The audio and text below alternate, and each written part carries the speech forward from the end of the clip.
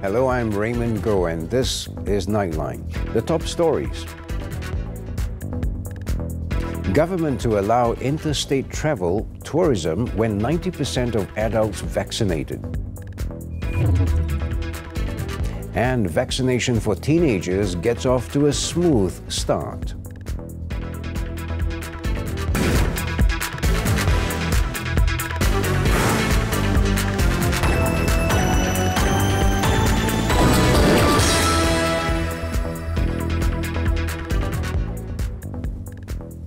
Good morning. Interstate travel and tourism activities will be allowed to resume once 90% of the adult population have been fully vaccinated. Prime Minister Datuk Seri Sabri Yaakob said the easing of such restrictions is also subjected to data and analysis conducted by the Health Ministry. In a statement, the Prime Minister said the matter was raised and decided upon when he chaired the Special Committee on COVID-19 Pandemic Management on Wednesday. With the easing of restrictions, the government calls on the people to benefit from the privileges with full discipline and a sense of responsibility. Datuk Seri Ismail Sabri also announced that foreigners allowed to enter Malaysia through the country's international entry points must pay for their own RT-PCR swab tests. The cost, he said, is free for Malaysians from abroad entering the country. According to the COVID-19 Vaccine Supply Access Guarantee Special Committee, 80.2% of the country's adult population has been fully vaccinated as of 11:59 p.m. on September 21st. The Prime Minister also said that Negeri Sembilan is the latest state in the country to move to Phase 4 of the National Recovery Plan, NRP, effective Friday. Besides that, Pahang will move from Phase 2 to Phase 3 of the NRP, while Johor will be moving to Phase 2 starting September 24th. As for the previous announcement on petrol stations, mini-markets, grocery shops and convenience stores nationwide, which will be allowed to operate from 6 a.m. until midnight, Datuk Seri Ismail Sabri said it will start on Thursday. Also allowed to operate are tourist centres, premises such as zoos, plantations, aquariums, snorkeling, fishing tourism, as well as scuba diving from October 1st. Health Minister Khairi Jamaluddin said the National Rapid Response Task Force that he helped to set up is meant to address manpower shortages for COVID-19 treatment. He said this was to ensure frontline health workers do not suffer burnout from the increased workload. Responding to a question from Kulai MP Teoni Ching in the Dewan Rakyat on Wednesday, Khairi said Pulau Penang was among states where the task force has been deployed, as its public hospitals have been swamped by the climbing figures of COVID-19 patients, causing delays to treatment of other chronic illnesses. Khairi was then asked by Kapa MP Dato Abdullah Sani if the ministry plans to build permanent COVID-19 specialist hospitals. The minister replied that all existing hospitals designated to solely treat COVID-19 will remain so until further notice, likely when there are signs that the number of daily cases and utilization rate stabilizes. Buat masa ini kita masih akan kekalkan hospital penuh COVID, terutamanya di peringkat negeri-negeri, sehingga penularan pandemik ini dapat kita tangani dengan lebih baik lagi. Dan perancangan itu saya tak boleh sebut berapa lama, sebab kita harap bahawa dengan penurunan kes-kes kemasukan ke hospital, lebih banyak lagi hospital-hospital hybrid yang mana sebahagian daripada wardnya diambil alih untuk menguruskan rawatan COVID-19 dapat dijadikan semula sebagai hospital biasa. Namun demikian, buat masa ini untuk memastikan capacity to respond kepada kes-kes jangkitan COVID, kita masih lagi akan kekalkan beberapa hospital sebagai hospital COVID, sama ada secara hospital COVID penuh ataupun hospital hybrid yang dapat merawat kes-kes COVID-19. The Education Ministry will supply saliva-based COVID-19 self-test kits to all schools nationwide. Senior Minister for Education, Dr. Razzie Jidin, told the Dewan Rakyat on Wednesday that the test kits would be supplied to full boarding schools, daily boarding schools and daily schools. APM akan menyediakan test kit ini.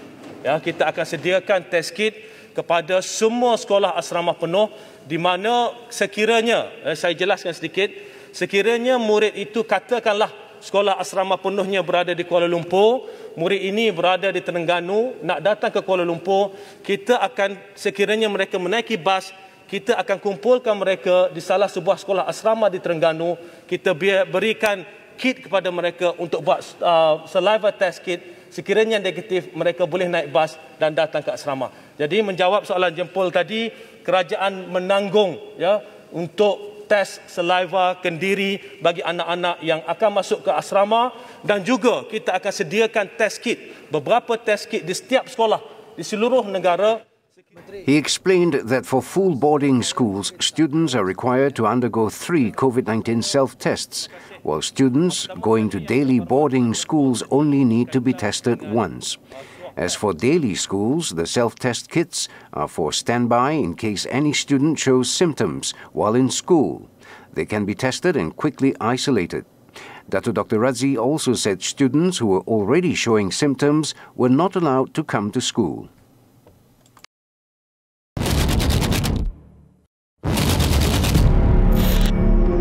Melakar semula landscape sosioekonomi fasa endemik COVID-19 ke arah transformasi digital. Persekitaran lestari, memulihkan ekonomi menuju 2025. Saksikan program khas Pembentangan Rancangan Malaysia ke-12. Isnin 27 September, 11 pagi, hanya di TV3. The COVID-19 National Immunization Program for teenagers started on Wednesday, with more than 300,000 teenagers nationwide inoculated with their first dose of the vaccine. In Pulau Penang, the target group showed encouraging response. For a start, students aged 16 and 17 in full boarding schools with a permanent address in Pulau Penang received their jabs. On Tuesday, Chief Minister Chow Kon Yeow said that students who are studying at boarding schools abroad are scheduled to receive the vaccine first. The vaccination appointment, which is notified through the My Sejahtera application, is located at the nearest vaccination centre, and parents or guardians are also required to be present. They also need to bring documents, especially the COVID-19 vaccine injection consent form, to ensure the vaccination process runs smoothly. A survey at Millennium Hall Vaccination Centre found that vaccine recipients were excited about the opportunity to protect themselves before the start of the school session. It includes this pair of siblings who got their vaccination appointment on the same day and at the same vaccination centre. Rasa sangat gembira lah sebab ramai lagi orang yang tengah tunggu kan. So saya dapat hari ni, saya bersyukur lah. Bila sebelum vaksin ni kalau nak pergi sekolah, rasa takut lah kan, sebab kita ada kontak dengan kawan-kawan kita. So bila ada vaksin ni, kita macam tak rasa ragu-ragu nak buat kerja berkumpulan, study untuk SPM. Meanwhile, parents and guardians admitted that they no longer hesitate to allow their children to be vaccinated after seeing the success of the vaccination program so far. Alhamdulillah, saya rasa lega.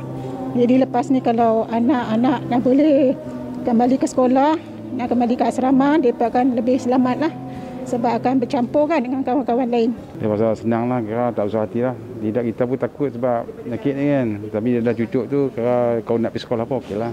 On Thursday, 6 more vaccination centres in the state will begin the process of immunisation for youths without comorbidities, while teenagers aged 12 to 17 years with comorbidities will receive their shots at the nearest hospital, which will be notified through the My Sejahtera application. Meanwhile, in Perak, 984 teenagers received the second dose of the COVID-19 vaccine and 9,682 more received the first dose of injection as of Monday. State Government Exco Muhammad Akmal Kamaruddin said they were part of 237,000 students aged 12 to 17 years. In a statement on his Facebook page, he said the students received their shots at 41 vaccination centres. It also included 392 teachers and 108 individuals from the parent and teacher associations, PTAs, as volunteers. He said since September 13th, Perak started giving the vaccine to teenagers with comorbidities, while the rest were given beginning last Monday. Health Minister Khairi Jamaluddin had earlier said that the COVID-19 youth immunization program targets the involvement of 3.2 million students aged 12 to 17 years.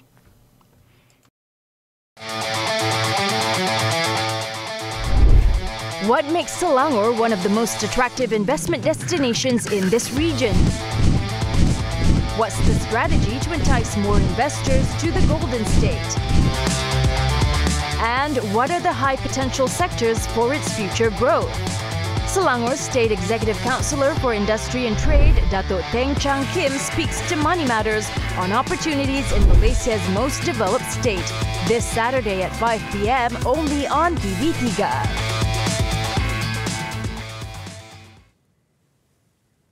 Malaysia will seek views from China on the formation of a trilateral security pact between Australia, the United Kingdom and the United States known as AUKUS. Senior Minister for Security Datuk Sri Hishamuddin Hussein said his ministry is planning a working visit to China soon to discuss the matter, especially on defence-related issues. This follows last week's announcement by the US, UK and Australia on a new security partnership that seeks to strengthen stability in the Indo-Pacific region. Datuk Sri Hishamuddin warned that untoward incidents might be triggered if the matter is not properly and diplomatically managed, as it involved world superpowers, and this, he said, could affect the safety of the region. Saya bercadang dalam masa terdekat ini untuk membuat lawatan kerja singkat ke negeri China, dan satu perkara yang akan dibangkitkan selain daripada Hospital Medan yang Berhormat sebut tadi, kita perlu mendapat pandangan kepimpinan khususnya pertahanan China, apa pandangan mereka terhadap AUKUS yang telah diumumkan 3 negara tadi, dan apa agaknya tindakan mereka susulan daripada apa yang telah pun diumumkan. InsyaAllah Yang Berhormat, saya akan cuba meniti, bukan satu perkara yang mudah, dan mengimbangi dua kuasa besar ni, dan saya tengok kalau ianya tak dibendung dan kekuatan kita masih lagi bukan secara persendirian. Kekuatan kita ialah 10 negara ASEAN ini bersatu untuk melihat bagaimana kedudukan, kedaulatan dan juga keselamatan kita di rantau ini dapat dipertahankan. He said this when delivering his wrap-up speech on the motion of thanks to the royal address Wednesday. Following last week's announcement, the US and UK said they would assist Australia in acquiring nuclear-powered submarines, which would allow the Australian Navy to help counter Chinese nuclear-powered vessels in the region. In an immediate response, China denounced the AUKUS, describing it as a Western ally partnership which seriously undermined regional peace and stability, as well as intensified the arms race. Coming up, 3.8 million ringgit worth of methamphetamine seized with arrest of 6.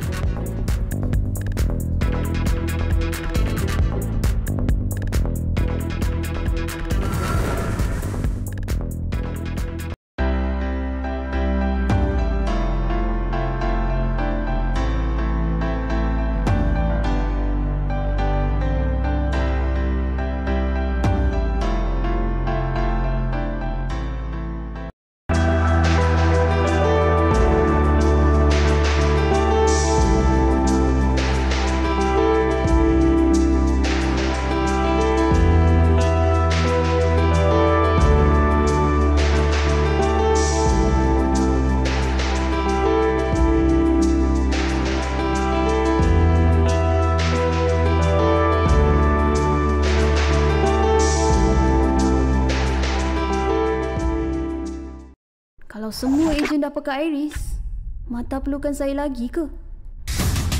Semua rimau aku serang, aku masih boleh tendang. Kalau nampak jangan-jangan, kalau kacau benang kami nanti dengar gendang perang. Lepas lawan yang di sini, lawan yang sebelah. Kita jaga kita.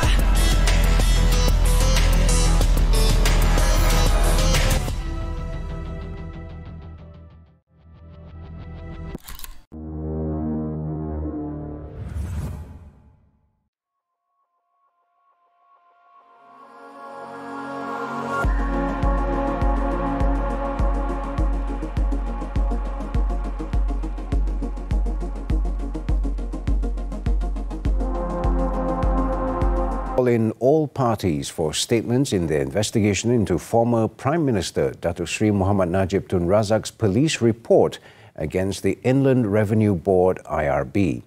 Bukit Aman Commercial Crime Investigation Department Director, Commissioner Datuk Muhammad Kamaruddin Maddin, in a statement on Wednesday said that the investigation was being conducted under Section 468 of the Penal Code for forgery. He said that all involved parties will be called in to give their statements in the near future and advised the public not to speculate, as this could disrupt the investigations. He added that police will ensure that the investigation will be conducted fairly and according to the law. On September 8th, the former Prime Minister lodged a police report against the Director General and officers of the LHDN for purportedly overtaxing him. He alleged that the additional taxes that were charged against him amounted to about 1.4 billion ringgit following the 14th general election, and also claimed that the additional taxes then rose to 1.69 billion ringgit after additional late penalties were imposed by the LHDN's Special Action Department. Datuk Sri Najib also said in a Facebook post that he had forwarded evidence against LHDN to the police, adding that he was reliably informed that certain officers and politicians were involved in the matter. In Malacca, a former police officer was held on Wednesday to assist the investigation of soliciting bribes worth 1,500 ringgit to 2,200 ringgit for every month since November 2019 until March this year. At the Ayakro Magistrates Court, Magistrate Muhammad Nazrin Ali Rahim granted a 3-day remand order until September 24th. The 60-year-old retired ASP was detained while giving a statement at Malacca MACC office on Tuesday. He allegedly solicited and received bribes worth 1,200 ringgit to 2,200 ringgit for every month from Rapid Security Sdn Bhd in return to ensure the safety of a company, namely PB Realty Sdn Bhd. The suspect was said to have been soliciting the money for 17 months since November 2019 until March this year. The case is being investigated under the Malaysian Anti-Corruption Commission Act 2009, which provides a fine of 5 times the value of the bribe or 10,000 ringgit, whichever is higher, and 20 years of jail term upon conviction. Pulau Penang police foiled an outbound of methamphetamine by a trafficking syndicate and seized drugs worth 3.8 million ringgit at Balik Pulau Penang on Monday. State Police Chief Datuk Muhammad Shuhaili Muhammad Zain said 6 suspects were arrested in 2 separate raids. He said a police team raided a jetty at 2:30 p.m. where they nabbed 5 men, including the foreigners aged between 30 and 55. From the investigation, police recovered 100 packs of methamphetamine, which were packed in tea packets, weighing about 107.5 kilograms, hidden in the boat. Adalah dipercayai aktiviti pengedaran dadah ini ataupun penjualan dadah ini bergerak aktif sejak bulan September yang lalu. And this is an outbound drugs to our neighboring country. Datuk Muhammad Shuhaili said in a follow-up raid at a house in Bukit Tambun in the Seberang Perai Selatan district, police nabbed another local man to assist in police investigation. Besides the drugs, police also seized 2 cars, 2 motorcycles and 1,000 ringgit cash, bringing the total seizure to 3.887 million ringgit. All 6 have been remanded for 7 days to assist investigation into the case. The case is being investigated under the Dangerous Drugs Act 1952, which carries the death penalty upon conviction. After the break, Thailand delays plan to reopen cities to tourists until November. Stay tuned.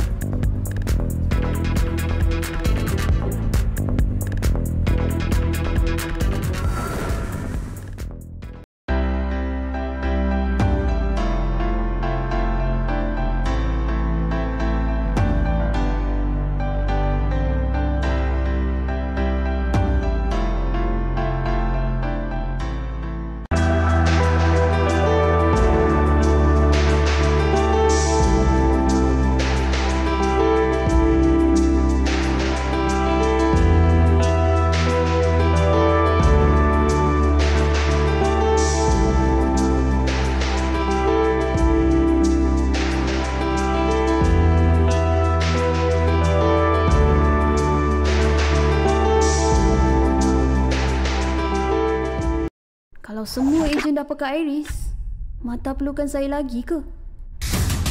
Semua rimau aku serang, aku masih boleh tendang. Kalau nampak jangan-jangan, kalau kacau pendang kami nanti dengar gendang perang. Lepas lawan yang di sini, lawan yang seberang. Kita jaga kita.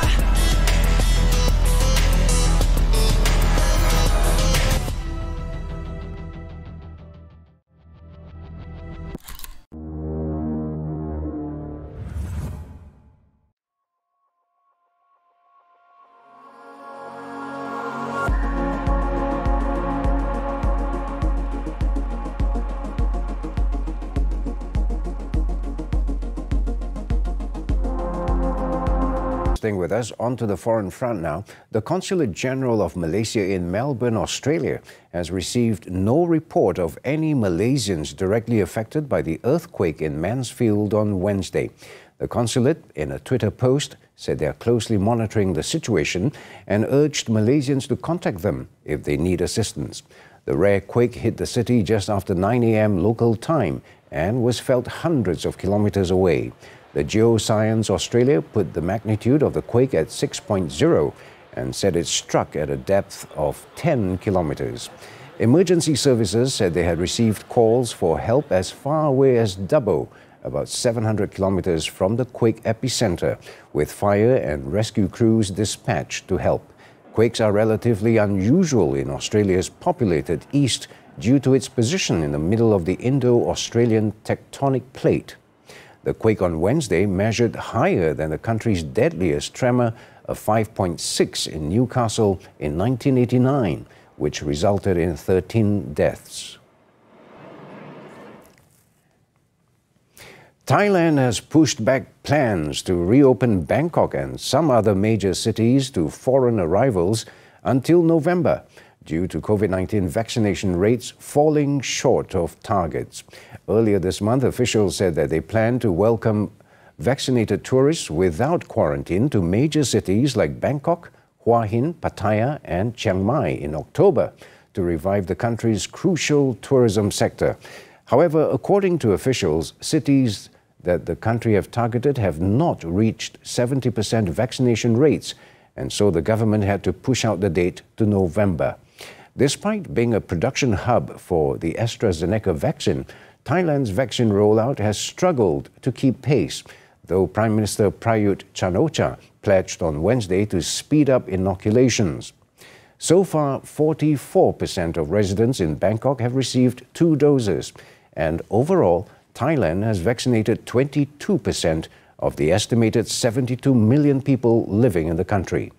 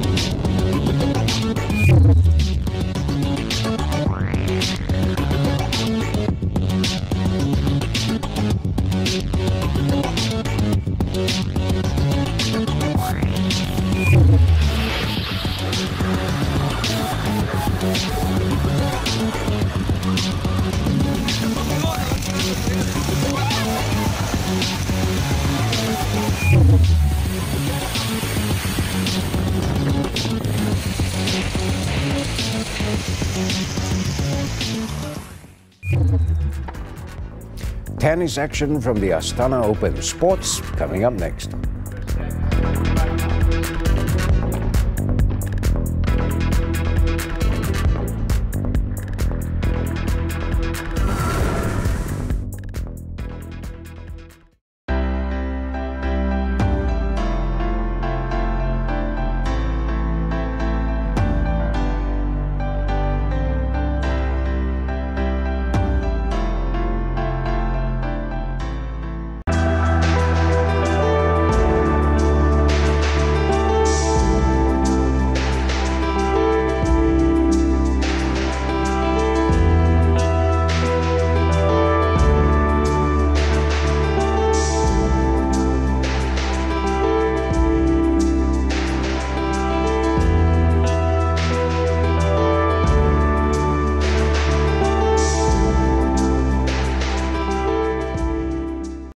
Kalau semua ejen dah pakai iris, mata perlukan saya lagi ke? Semua rimau aku serang, aku masih boleh tendang. Kalau nampak jangan jengang, kalau kacau pendang kami nanti dengar gendang perang. Lepas lawan yang di sini lawan yang sebelah. Kita jaga kita.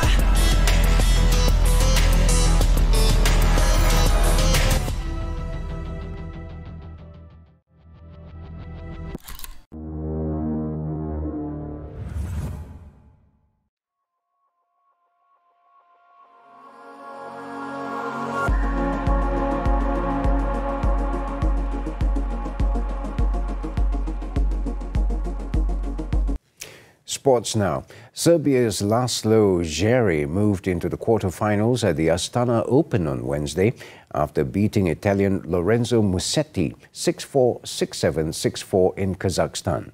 The 7th seed won back-to-back main draw matches on a hard court for the first time in his career after 2 hours and 50 minutes on court. In a tight victory, Laszlo Djere's serve proved to be the key difference, with the 26-year-old firing down 9 aces against the world number 57. Djere will meet either Dusan Lajovic or Sun Wukong in the last 8. In an earlier match on Wednesday, Ilya Ivashka's recent good form showed no signs of slowing down after the 27-year-old breezed past Timofey Skatov to reach the last 8. 3 weeks after winning his first ATP Tour title, the Belarusian is through to his 5th quarter-final of the season after a straight sets 6-2, 6-3 victory over Skatov, the world's number 280. Despite playing in his local city Nur-Sultan, Skatov couldn't get to grips with Ivashka's backhand and looked frustrated at the lack of opportunities in front of his home fans.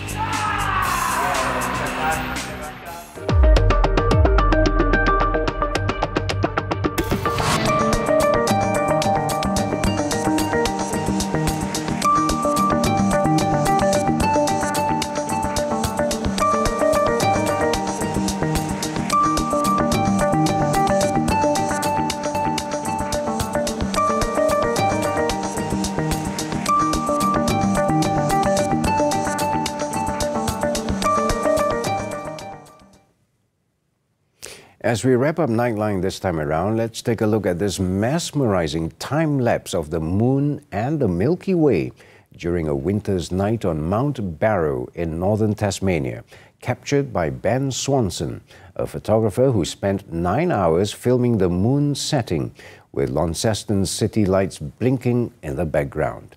With that, I'm Raymond. Thank you for watching and stay safe.